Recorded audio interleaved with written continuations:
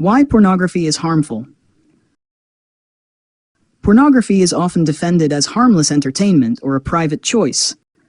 But when we look deeper, psychologically, emotionally, relationally, and even neurologically, it becomes clear that pornography causes real and lasting harm both to individuals and to society.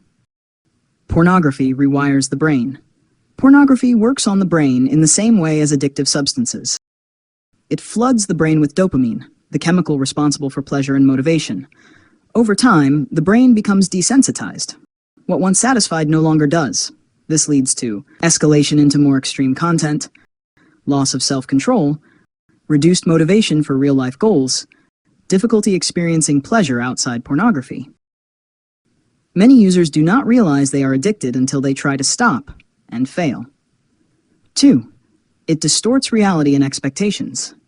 Pornography presents a false and unrealistic picture of sex, intimacy, and relationships. It teaches that people exist to be used for pleasure, that intimacy is performance, not connection, that consent, emotion, and commitment are optional. This damages how people see themselves and others, especially young viewers whose understanding of relationships is still forming. 3. It damages relationships. Pornography creates distance where closeness should exist.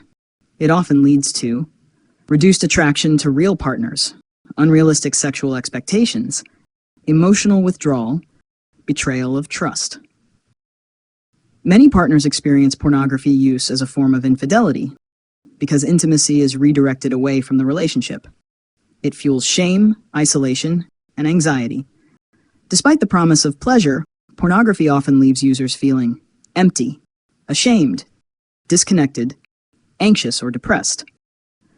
Because it is usually consumed in secrecy, it isolates people instead of connecting them, creating a cycle of loneliness and guilt. It harms society and exploits people.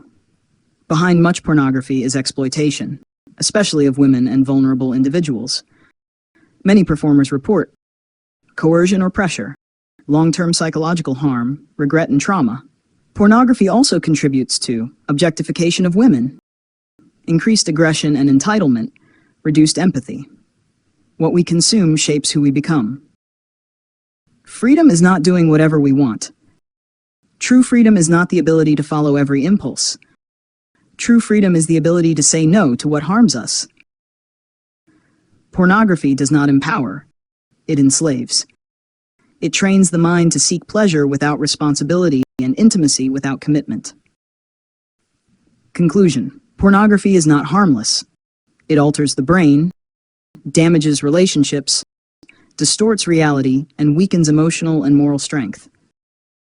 A life of dignity, self-control, and real connection is far richer than the empty promises pornography offers. Choosing to reject pornography is not repression, it is self-respect.